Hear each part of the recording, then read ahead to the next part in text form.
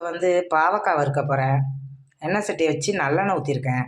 நல்லெண்ணெய் ஊற்றினீங்கன்னா கசப்பெல்லாம் தெரியாமல் சூப்பராக இருக்கும். கடுகு உளுத்தம் பருப்பு போட்டிருக்கேன்.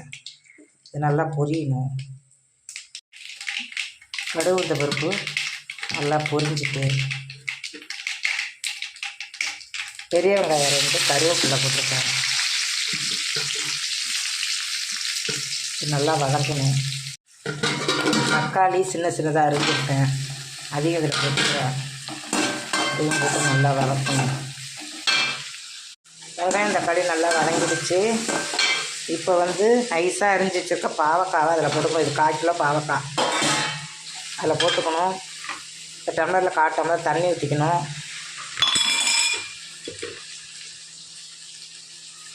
மிளகாத்தூள் 1 ஸ்பூன் போட்டுக்கணும்.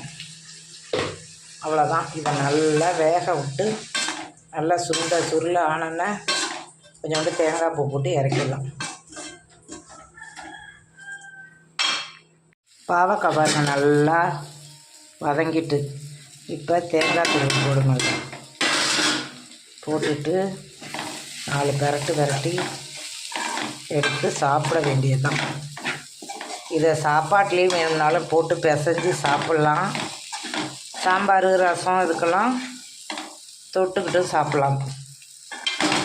இந்த வீடியோ பிடிச்சிருந்தா லைக் பண்ணுங்கள், ஷேர் பண்ணுங்கள், சப்ஸ்கிரைப் பண்ணுங்கள். தேங்க்யூ.